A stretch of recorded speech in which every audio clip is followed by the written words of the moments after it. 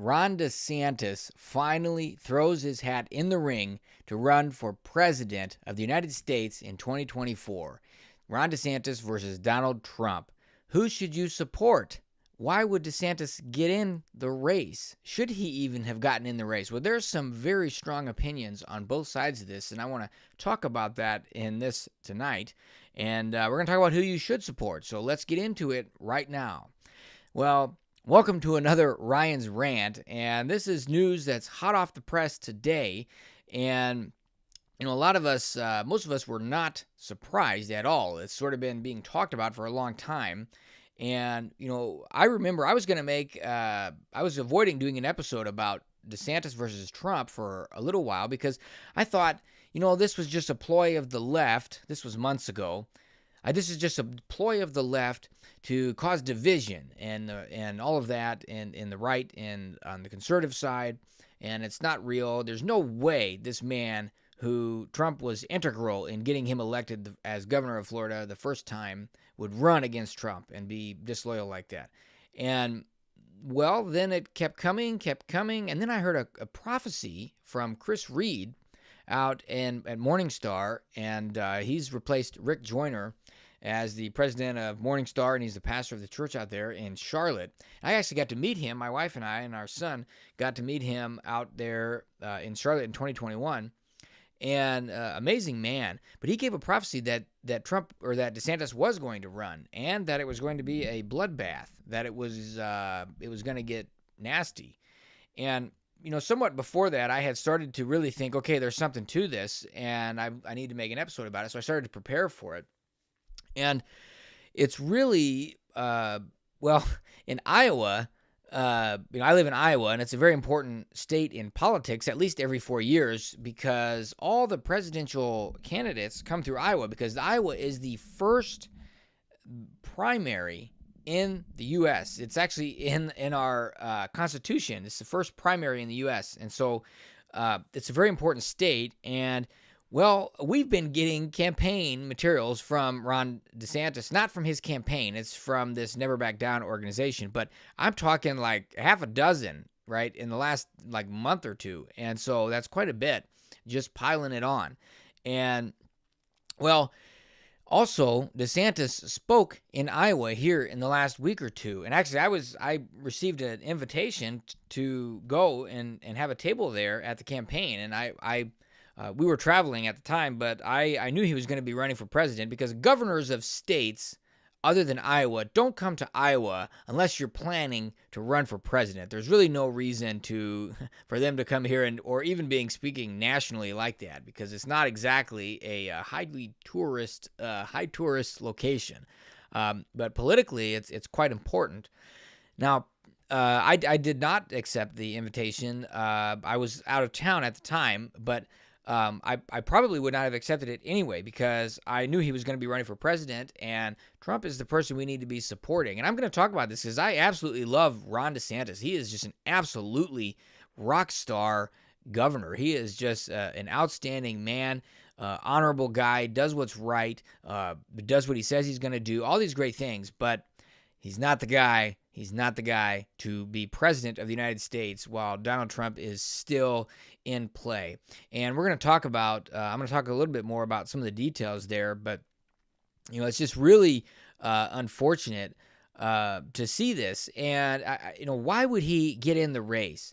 Now, a lot of people, like I said, very passionate on both sides. And I hate to see this because I know he is an incredible man. He's got a great political career ahead of him.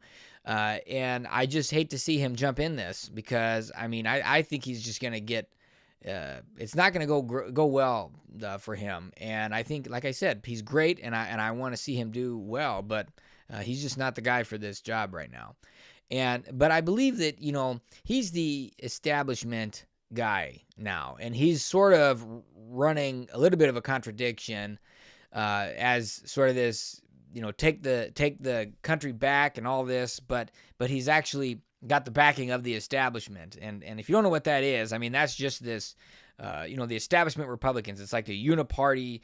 They just play along, and they sort of just have this song and dance they do with the Democrats. And it's just like, this is the game we play. This is the way it is. And is not really standing that strong for anything. And so DeSantis has done great in Florida on standing strong. But Trump is the anti-establishment, nationalist, populist candidate. I mean, that is his flag. I mean, that is his thing. I mean, he doesn't care, and he destroys the deep state. He's all about the we the people, and actually bringing the power back to we the people. And that's all of what he did during his, and he was the peacetime president. He's the first president in modern history that did not start any wars. That's right. I think Obama created over half a dozen, and Bush and Clinton and all these guys, they all did. And Trump started none, zero, none. And he actually brought more peace and stability around the world because all the leaders respected him. And they knew that he wasn't messing around, and they knew that he knows how to negotiate. Like, I've negotiated, $50 million contracts, or more than $50 million contracts, and that spans 4 different countries in the same negotiation. And it's very complicated, and you need to know what you're doing. And if you're negotiating with Germany, or you're negotiating with China or Korea or Brazil, it's a different strategy. Like China, it's you have more relationship, more status oriented, more things you have to consider, and you have to plant seeds way in advance, like 8-12 months in advance. And Trump knows all of this, and he also knows about positioning, and he knows about saving face, and he knows about what's important to the Chinese. He knows how to leverage and use the leverage that the U.S. has. Now, I think a lot of our negotiators in the U.S. perhaps know that, but they don't, because they've got special interests. And I've talked a lot about that on this podcast. And so Trump's got that down. He's got that in his favor, where he can really, and that brings stability to the world, because American values are the values that need to be exported. Not what we're seeing today, this woke radical LGBT stuff and transgenderism.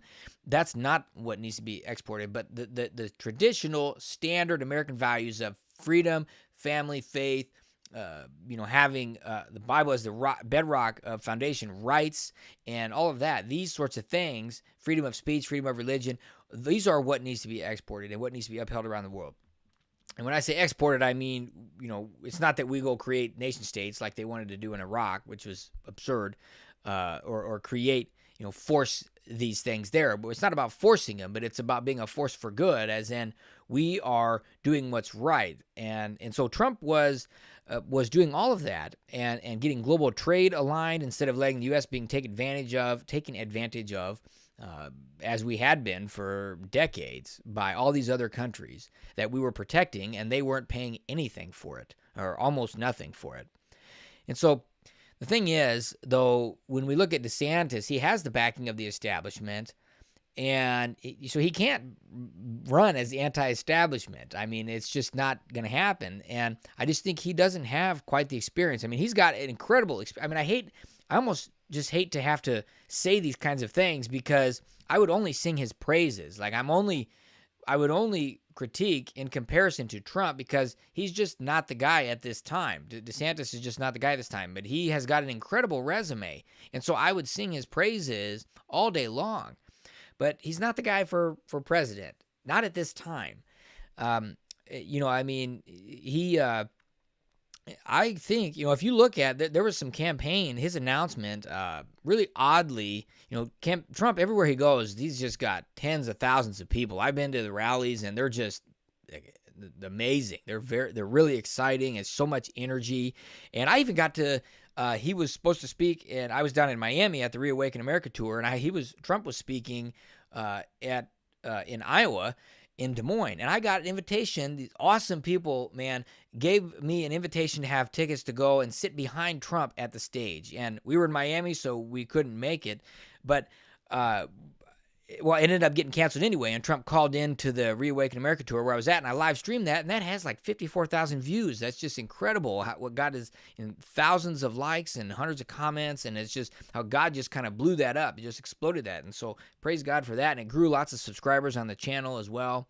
But it's just, all of this is how, Trump, I was talking about the announcements. So his announcement was it was a big deal. Everywhere he goes, tens of thousands of people. And DeSantis decided to do his announcement on Twitter. And people were really critiquing that as though, why would he do it on Twitter? I mean, I'm kind of shocked by that. I mean, I don't know why. And he did it with Elon Musk on Twitter. And they had lots of technical issues, apparently. And it was a nice announcement and videos that he had, but they had a bunch of technical issues, and Trump immediately came out with a video kind of ripping on it, showing back and forth between his campaign announcement and DeSantis' campaign announcement, and it's pretty humorous.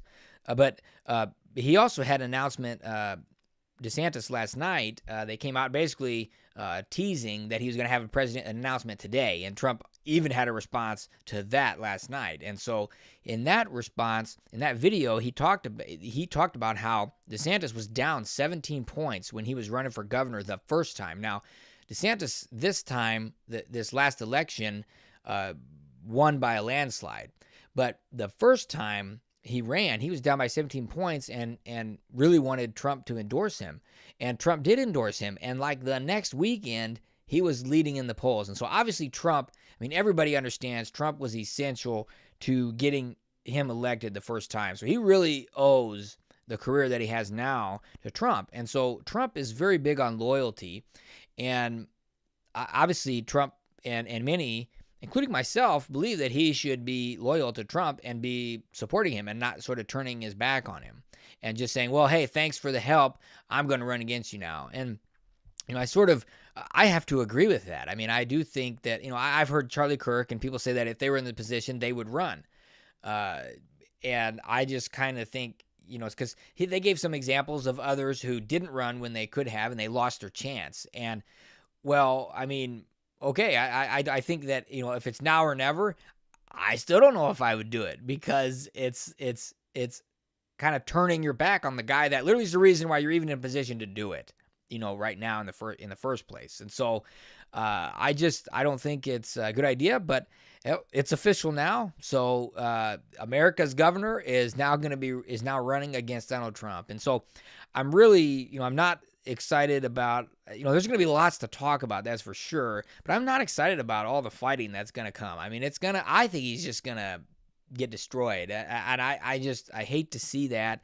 And it's going to be interesting, though, for sure. And like I said, that the Chris Reed prophecy, I can certainly see it happening, where this sort of really bloodbath comes out, and it's just going to be nasty. And so, hopefully we won't see that. Hopefully we'll see a tampered down version of that. But I know some people want to support DeSantis. Even people I respect and people that I follow and that I love, and I love their stuff, well-known people, they think Trump should just say, they say, hey, Trump's had his time. Trump needs to go step aside and let DeSantis come.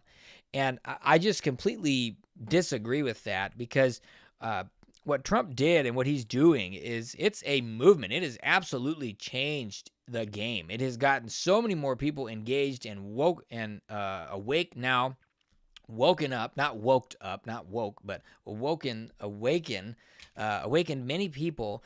And they just think that, like, people have a problem with Trump's demeanor or how he tweets or whatever. And I've talked about this before, but it's just like, if somebody's saving a burning house and going in and saves 3 kids from this burning house, are you going to be upset because they cussed and had a problem with drinking or something like that, like 10 years earlier, or because they're cussing with a guy? Like, of course not. Or even if they're cussing as they're bringing the kids out, it's like, no, save the kids, do the job, do what you got to do. And that, Trump never had a drinking problem or anything, and he doesn't cuss either, but that's just a clumsy example. But the point is, Trump gets the job done. He's doing the job. And so it's like we're complaining about how he's saving this country from the burning house, and it's just like, we're totally overlooking the fact of everything I just said about him being a peacetime president, getting us in alignment with global trade and everything that we need to be doing, and getting us out of things that we involved in. Judges that Trump appointed, he appointed more conservative judges to all the district courts and everything around the U.S. than, I don't know, any other president in recent history also. And so, he got work done. He got it done. And so, all of this stuff about his demeanor and all that sort of stuff is just sort of like, get over it. Like, it's kind of like, okay, I mean, and they got a problem with his past, those sorts of things. And it's like, well, we have this new standard now, apparently, that nobody's ever used for any other political figure like before, or made that big of a deal about it. And so I just think it's kind of, I think we need to wake up and smell the coffee. We need to look at the reality here and what Trump has really done. I got a book that I talked about on another episode recently by Steve Cioccolanti. He's a pastor in Australia. Who it's called, it's like the pro-Christian accomplishments of Trump, and it's a 150 page book, and it's just filled like day after day after day after day, the things that he did that were pro-Christian. So that's my rant for tonight. I think that, it's very clear that we should support Trump. It's clear, and it's going to be interesting to see what happens here. And I'm looking forward to continuing to engage in this. And let me know what you think. Put your comments below, or go to ryanshoward.com and send me an email, or get in touch with me with a little contact bubble on there as well. And let me know what you think. I mean, do you support Trump? What do you support? What do you think is going on here? What's your take on this? So, all right, well, make sure you like and subscribe if you're watching this on YouTube. And thanks for joining, and we'll see you in the next rant. God bless, and have a great night.